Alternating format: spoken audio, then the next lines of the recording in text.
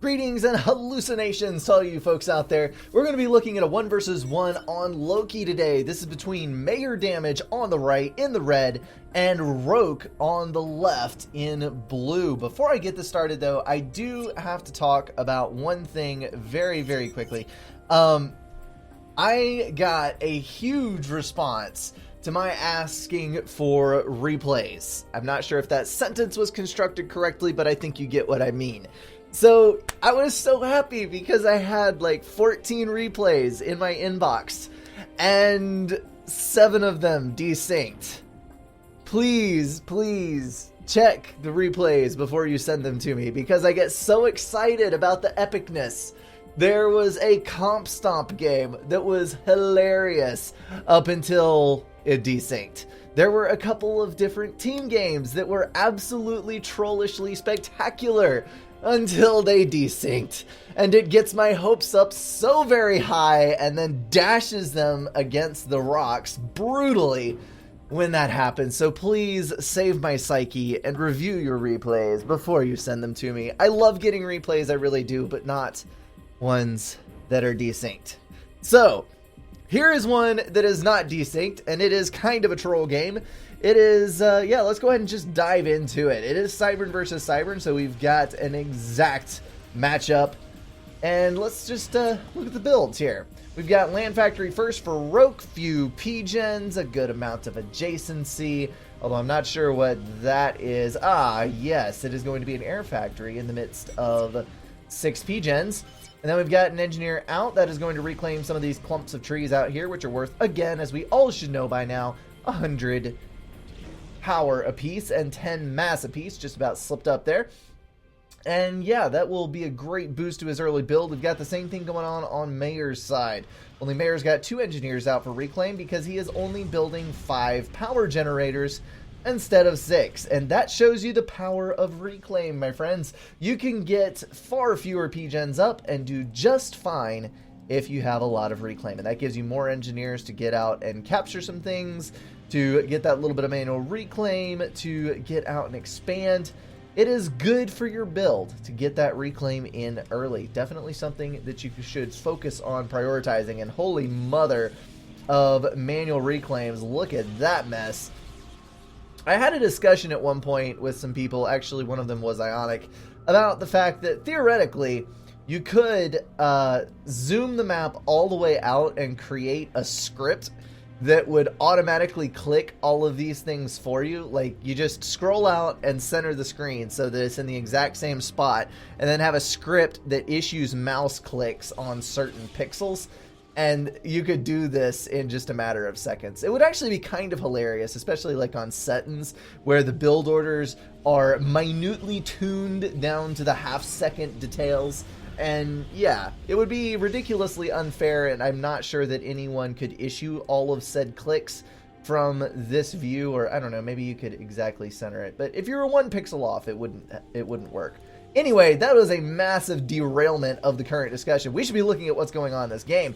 Down here, we do have a couple of mass extractors laid down for that engineer, which is still on this attack move order. So that will need to be adjusted before that will actually go do anything. And then we have a Mantis camping out with a scout right here. And that is a preventative measure against this little booger.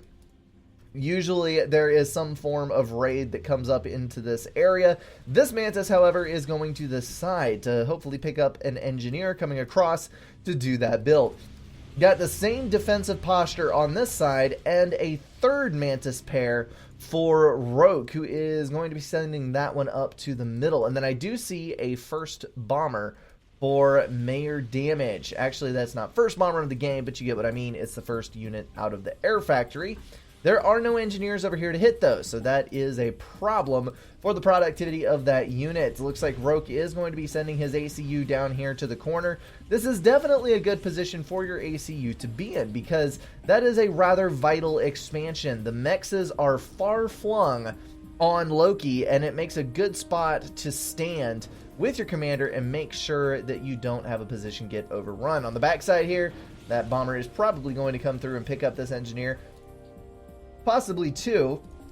There is an interceptor moving in, but it is not going to kill that bomber before, horror of horrors, there goes the expansioneer that is closest to that hydrocarbon power plant. Is that going to be another drop? It is going to be another drop, and NG down. Excellent bomber for Mayor damage. That means that another engineer is going to have to make the trip all the way from the home base to there in order to re-secure that expansion. There was a bomber out for Roke as well, which I don't think actually killed anything. I don't see any dead NGs. So that is unfortunate. Mayor damage was able to take out that bomber very, very quickly. There's the Mantis. Did take a little passing fire from that one right there, but I don't think it's going to get into any mischief too great because there are units around to counter it. And there's that other Mantis scout pair for Mayor damage still over on this side. But Mantis is going to come in range and it's going to lose because it wasted its first couple of shots on that scout. Only that Mantis is going to pull away. So, nope, not going to matter anymore because he is running for the hills. On the side, Mantis picking up the engineer just like he wanted to do. That is going to slow down expansion just a little bit, but it looks like Mayor damage is shooting his ACU into the south corner as well. So both of these guys' commanders are going to end up within just a click or so of each other, which is kind of unusual on Loki. I don't think I have seen that particular instance occur before. Looks like we have a little bit of a build going on. It's going to be reclaiming the boulder there, which is worth 138 mass. There's not a ton of reclaim available on Loki other than the trees, but yeah, that little boost of mass there and a few little rocks. Actually, those aren't rocks, those are wrecks. A few little rocks here and there. But he is going to get a couple of land factories down around his commander. That's going to give him some accessible build power to protect that comm and a little jumping off point for attacking other areas. In the north, it's kind of a mix of control. We do have an engineer down for Mayor damage who is getting those 3 mass extractors, couple of land factories, kind of the same build as is going on down here, plus a point defense, couple of Mantis there ready to deny any engineer that might wander into that area from red. And then we have a nice little raid going on this side. Roke is going to be able to completely, yep, there he adjusted it. I was about to say, he is going to bypass that. No way. He's going to grab those 2 mass extractors and then head into the base. There is a T2 land factory. 7 minutes and 30 seconds, 38, and there's the first Rhino of the game. And that's going to make things a little bit interesting because we do have a slightly greater unit presence for Roke. I think a large portion of that is probably due to the fact that he went for the T2 HQ upgrade instead of producing a couple of extra land factories and a whole lot more units. Now that first Rhino may die. Actually, it's going to head off to the north side and not be here when all of these units come crashing down. Excellent timing on the point defense there. Need to get that son of a gun up and prevent all these Mantis from killing your base. There's not a single Medusa to be seen, so that is going to be very effective.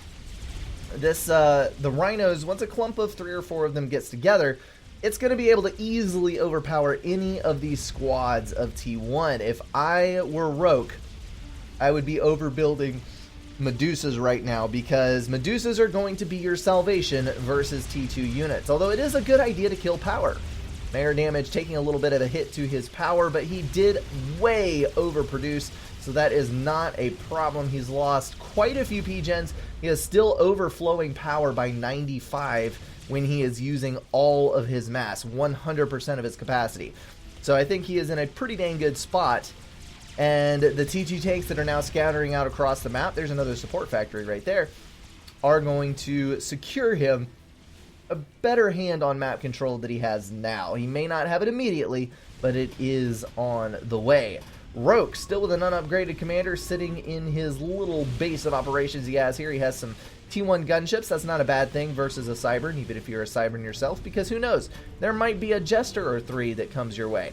Mayor damage sitting in the pond quite comfortably, also on T1, and there's a nice bomb up there. Did not kill as many engineers as it could have. Actually, didn't kill any, but it did lay in some damage on that power. I'd love to see another pass at that kill a whole bunch of Engies at one time. Bomber coming down on the point defense up here. This is another bad thing about not having Medusas in your mix. That means that a single point defense can do horrifyingly terrible things to your little army there. And that is not something that you want to be absorbing when you're already at the disadvantage of only having T1 versus T2. This is actually turning into a little bit of a problem for Roke. I'm not sure what his reasoning is for not building any T1 artillery. This is very, very strange. There are two down here, which are going to be able to take out this point defense and hurt the rest of that base. There's an upgrade going down on the commander. Looks like T2. It's just very, very weird, because honestly, your first reaction, well, you should have Medusas in your force anyway, because T1 artillery is critical because of these little sons of guns right here. Actually, that isn't a son of a gun, it is a gun, but it's a tiny gun. We shall call him Junior. But if you have the T1 artillery there, Junior is not a problem. Then if you have T2 on the other side, if your opponent has gone T2 much earlier than you have, especially with Medusas, because of that stun effect, you're able to hold your own versus the superior tech units. And it just helps your outlook in life greatly. You don't get beat up and depressed and undermined on the map and at least all kind of terrible things, and then you might actually control K out of existence, but it just turns into a nasty situation. Here's the 4 rhino cluster I was talking about. Actually, that's 5 rhinos, where you really don't lose any rhinos at this point. You're going to be able to mass enough damage and HP in one tiny location that you can just chew through most groups of units that are not just apocalyptic in size. And you know what I'm talking about with the apocalyptic T1s. This isn't quite apocalyptic. This is a hard word to say many times in a row. When you have those clusters of like 100 T1 tanks that just descend upon your position in a bout of insanity. Mayor damage scuttling for the pond here, and I think that is a wise choice because there are a couple of T2 units in there. Yes, he has stealth and T2 on his ACU, and he's gonna even plink away with a little overcharge there. But without the gun upgrade, his ACU would die to that mess. But a few rhinos moving in from the north, going to try to save that ACU, and he ended up not having to retreat too far. Let's see what else is going on the north side here. Not too much, actually. Some T1 bombers doing a nice little bit of harassment. There's the stun effect. Even though the Medusas do not instantly kill the units, the stun removes them from fighting for a long enough period that the amassed damage of the rest of the units can just completely obliterate entire armies in that few second window. Roke desperately laying down some T2 point defense. This might actually turn into a serious problem. He is mass stalling by a pretty dang substantial amount. I think the game... No, he could have overcharged that. There aren't enough T2s there. Never mind. I was about to say, the game might have been decided right there, but I think that if he focus fired the ACU, those would clump up enough that the ACU could just deal a couple overcharges. It would all be over. I do apologize if I'm yawning a little bit and not entirely control of my mental faculties. It has been a very long few days at work and some other stuff going on.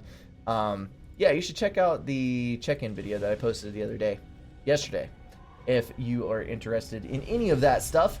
Over here on the left side, it's not exactly stagnant, but it is kind of close to it, although this clump of units makes me think that Mayor Damage may actually be going for complete and total domination of the map.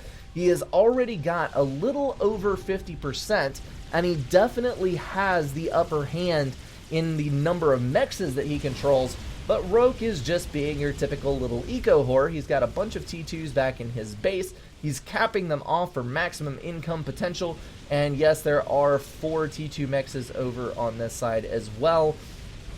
But Roke is doing rather well for himself for being in second place on map control. Let's slow this down just a little bit here. We'll zoom in on this north side battle and check in on the statistics. Mayor Damage pulling in around 53 mass per tick, reclaimed 7,400, and sitting on about 1,700 power. Although his reclaim on these trees, actually I got that completely backwards. That is Mayor Damage. Yes. Okay, so let's now switch to Roke, who I was actually looking at. Roke is pulling in about 60 mass per tick. He has reclaimed 10,400, and is pulling in 1,100 power, supplemented by all of this reclaim in the trees that I mentioned just a moment ago. So much T1 point defense, which, yes, is doing a fairly decent chunk of damage to all of these units moving through, but the hefty force of Medusas that Mayor Damage has at his disposal is going to greatly help versus those point defense. Until there were T1 bombers, there went about half the artillery. That is exactly what you love to see happen when you're the one hurling the T1 bombers at your opponent's face, and about the worst thing that could happen if you're dealing with that crap decimating your forces. Mayor Damage laying down the T3 upgrade. Not entirely sure what he has planned. Maybe he's just going to walk over here and outbuild this. I don't know. Roke still sitting on T2 and Stealth. Looks like this is going to be a loss for Rogue. He's not going to be able to hold on to this at all. He does have a halfway decent little force of rhinos, but there's still enough in this area that I think Mayor Damage can deny without too many losses. This is... there we go. We're starting to see some T2 power generators. I know Rogue's power production has been lower for quite some time, but it looks like he will be catching up and surpassing Mayor Damage. There's a little battle, the engagement that we were talking about, and I think that, yes, despite the T1 bombers, Mayor Damage is still going to triumph over Rogue in that little spat. It is rather close, though. So many T1 bombers. Rogue has got a lot of interceptors, and that is a helpful thing to have at this stage in the game. Quite a substantial unit movement on the right as well. It looks like Rogue is taking up to T2 on these mass extractors on this side, and he has got his point defense lying in wait for anything to happen. But overall, he definitely doesn't have anywhere near as many units on the map as Mayor Damage does. Then we're going to have a little air spat on the north side. Nope, interceptors moving to the left, and it looks like Red is going to clean those out. Don't engage, don't engage, don't engage. There's a flak. Don't do it. Oh, he evaded fire. Good. Good for him. Okay, and he's going to be able to take out those T1 bombers in turn. Mayor Damage did lose this expansion, but he is almost done with the T3 upgrade there, and he does have T3 land as well. He has that HQ right there pumping out loyalists. So once again, that's going to leave Roke on the back side of a tech upgrade. He is going to be a tier behind in his land again, just as he was, well, he's not really making a lot of headway, but just as he was kind of securing his position on the map. I would be very nervous about this ACU being so far extended when there's a multitude of T3 units, a ton of Medusas, and many, many rhinos pooling up outside of my headquarters. This is an indication that you should be running for some water or somewhere a little bit safer. He does have a couple of T1 point defense, but again, T1 artillery, not going to help much. I love this. There is a Wagner over there in the water, actually 4 of them. A group of Wagners is what I meant to say, and those are going to be able to wipe out this expansion as soon as they choose to move. There is a T1 point defense in the way, but I think 4 Wagners should be enough to just take those out, or they could use their speed to run by it. Yep, there we go, opting for the attack. The guns on those are going to be high enough to shoot over the walls or between them, depending on how exactly they affect the hitbox. I'm not entirely sure. They will be able to wipe out that base without suffering any casualties and probably picking up a couple of veterancy between them. T1 bombers wiping out the north expansion faster than Mayor Damage can react.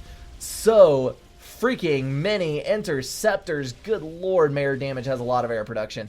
That is kind of a beautiful thing to behold, though. I love lots of T1 air. ASF fights have kind of lost their luster in my eyes, and I am very surprised. Very, very surprised that T2 ACU spamming up point defense there is actually going to be able to drive back those incoming forces. That is very nice to see. ASF versus strat bombers is not quite so interesting because everything happens in a flash. It's all over. Whereas with T1, you have a little bit more time for things to play out. I just like watching the air battles with T1 a little bit more. Mayor Damage sitting on 62 inties and Roke on 51. So there is an advantage towards Mayor damage, but it is not super significant. A single flak underneath this air fight would decide it. The Wagners are moving up. They have finished off that expansion. They're going to come after the main base. Still more T2 power generators going down there. And Roke is still chilling out in his base. Not reclaiming either. Not sure what's going on there. Let's check in the statistics again. We have 22,000 reclaim for Roke, sitting on 1,800-ish power income plus the trees. And then for Mayor damage, we're on 49 income thanks to losing out on some of these expansions. That is a big air battle, and it looks like it is favoring red quite heavily. That little advantage turned into a monstrous advantage. That is air control Mayor damage. He is on 11,000 reclaim. So Roke has reclaimed roughly twice as much as Mayor damage has. Rhino's overtaking this brick. I think the brick is going to die, but there is another brick.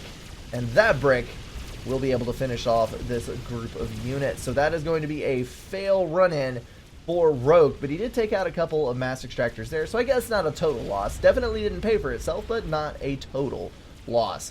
Roke upgrading T3 on his commander. That is actually going to move along quite steadily. That must mean that he is managing his economy reasonably well, and he is. Mayor damage, on the other hand, consistently mass stalled, and that has pretty much been the running theme this entire time. We've got a stealth gen and a Viper. It's actually a nice combo because then it makes it really hard to target down those mobile missile launchers. Just one more thing to add to the list of annoyances that Cybern can offer: the stealth on top of that Viper. It's amazing how often stealth actually comes in handy. You look at Cybern and you think, crap, they don't have a mobile shield. What do I protect my units with? I have nothing. They're so flimsy and weak. But in reality, stealth can be a huge boon to your forces if you deploy it thoroughly, because it forces your opponent to scout you to even target anything, which is a tremendous annoyance. I know Cybern is annoying, but I still love to play as them because I like annoying other people. I am a troll. I am a troll at heart. Mayor damage did get some SAMs down in the water there. He is not going to get torp bombed, at least not on this day. And T3 support HQs all over the place. Well, I say all over the place. There is one over here on the left side of the map. That means there is a brick.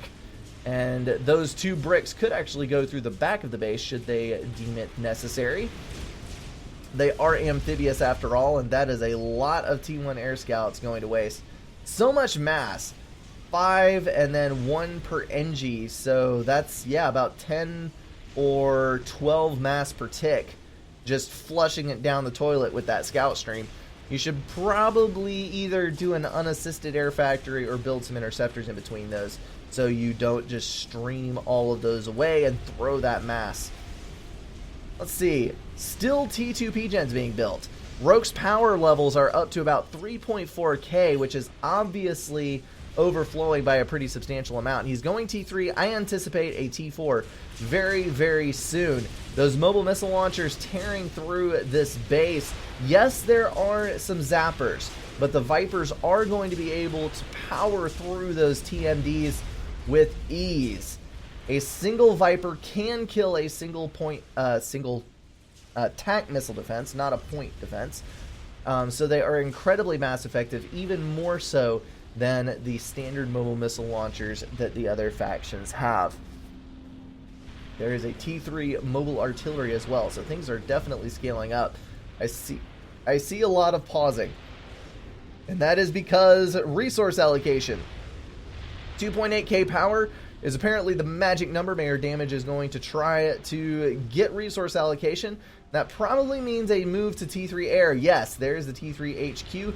The bar filling up as we speak. That's going to make it a little difficult for Roke because he is losing out on his right side expansion. He has already lost the entirety of the left side, and he has only got a few loyalists at his disposal. So this is shaping up to be a little bit of a stomping here. We've got 13 loyalists versus, go back to this base, 3 loyalists and 6 bricks, and a whole bunch of T2 and T1. So yeah, this is going to be a little bit nasty, actually. It isn't as bad as I thought it was, but it is still not a good situation. T2 gunships moving up to the north. Those are going to plink off those couple of remaining engineers and point events. Eliminate any holdings that Roke has whatsoever. Roke, well, it was GG for a while now. Well, why aren't you quitting then? What is your plan, good sir? Lots of engineers over here. He has paused, though. Is there going to be a Monkey Lord? I'm not sure that a Monkey Lord would solve these problems, but we will just have to see. Because by the time a Monkey Lord came up, Mayor Damage, I think, would be able to clump enough bricks to kill it. Roke also getting resource allocation. An interesting one. And he has started a Soul Ripper, which is building rather quickly. Let's check in on Roke here. There's the units moving across on that side. He's up to 36,000 reclaim, 130 income with 7k power income. If I were him, I would be reclaiming the T2 gens to get that freaking Soul Ripper online ASAP. We've got 77 income and 26,000 reclaim. So the reclaim numbers are closing, but Mayor Damage simply does not have as much economy as Roke does. The eco-whoring ways are truly paying off. All those T3 mass extractors in the base there, definitely useful now, even though he paid in blood with map control for those T3 mass extractors. The Loyalists moving in, and this is actually a beautiful thing. Look what he's doing. Suicide the Loyalists in, and it stuns whole swaths of this army. Every single stun buys, I think, 3 seconds of inactivity for the T1 units around. That means that all of those are not firing. There's no damage coming in at the Loyalists, and the Loyalists are just stripping the health off of the main mob. Yes, I think that would have won mass for mass anyway, but it was all the more powerful of a win with fewer losses on Roke's side thanks to that stun effect. That is exactly what you want to do when you have a swarm of Loyalists. And it's actually been experimented with Loyalists versus Percivals. If the Percivals and the Loyalists are run into each other head on with minor micro from the Loyalist side, a mass equivalent amount of Loyalists can actually hold up versus Percivals. But the problem is hiding and micro from the Percivals, because that takes for granted incredibly stupid Percival control. I'm just saying, it's theoretically possible to win that. Where stealth again plays a role in that. If you have stealth and your opponent cannot anticipate your units, and you can sneak a whole bunch of Loyalists up into range of Percivals, then that would also help you. Trebuchet is moving down from the north. That is going to be able to sit on this side of the mountain and hit the base on this side of the mountain, which makes for some interesting possibilities. Looks like Mayor Damage is going to finally make use of that T3 air factory and spit out some gunships. That Whaler is going to head towards the south side, and I don't think there's any flak. No, there is not in Roke's army. So, oh, there they are right there. Those 4 flak will be able to do a little bit of good versus any gunships that are incoming. One thing that I noticed about Roke watching this game, it seems like he picks a unit that he likes and he builds a lot of that single unit and doesn't really take a whole lot of care to build a variety of units and construct an army. Look at this. We've got a T3 gunship, we've got multiple Medusas, 3 bricks, flak, and a Viper. So this is a fairly well-equipped force versus lots and lots of Loyalists. And then he stopped building combat units entirely to build anti-air. So it's just kind of a weird thing that I'm just now seeing as a pattern. Although this is going to be terrifyingly bad for Roke on this one, because he is going to try and I think fail to kill that gunship and lose all of his air over it. Mostly thanks to that flak right there, although he was at a disadvantage already.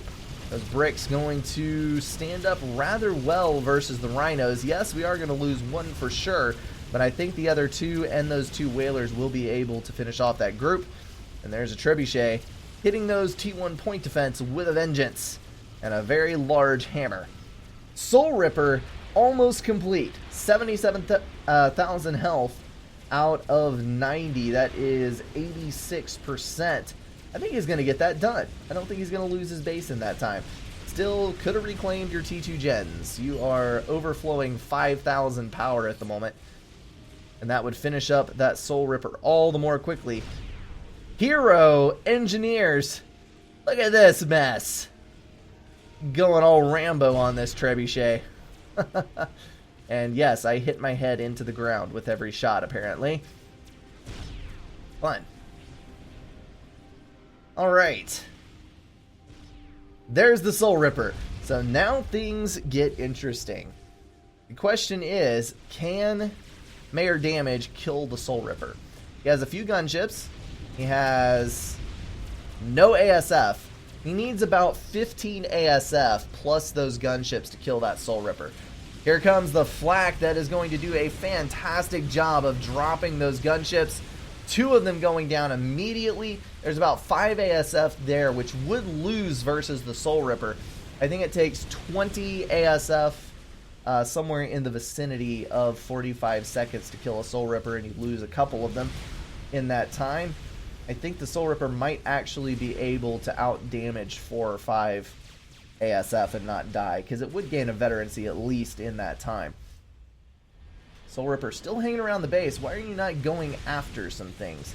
That would be a glorious thing to see. He is moving out now. Veterancy! Veterancy! Veterancy! So much veterancy to be had. Soul Ripper is seriously an HP sponge. Maybe that's not an accurate term. It is a damage sponge, but there we go. Get some kills up.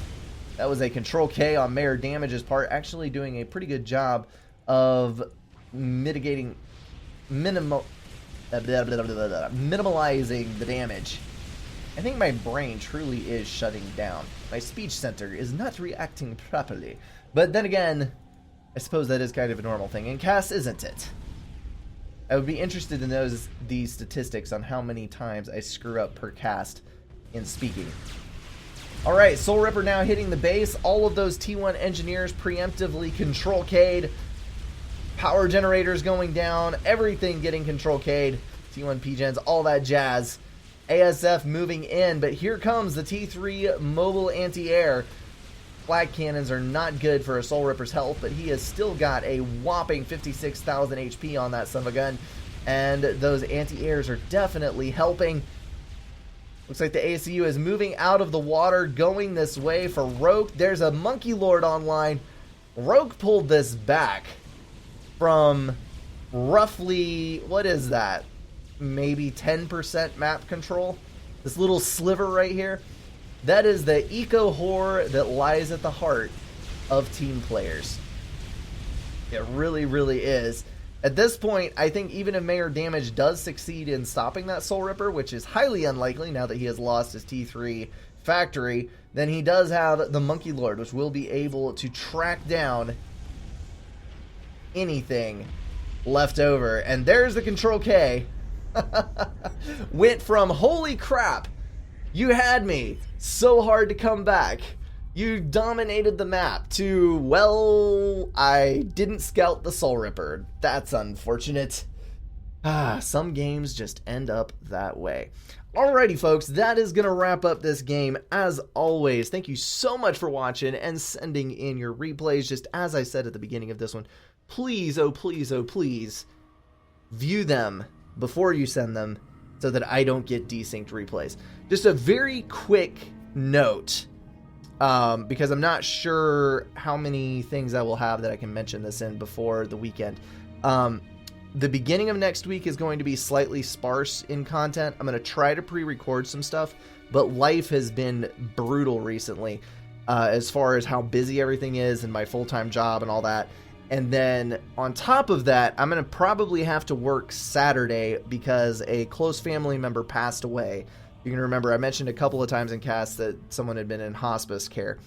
So I am going to be traveling out of town on Tuesday and Wednesday. So ladder stream, I might try to do it a different day. I'm not entirely sure.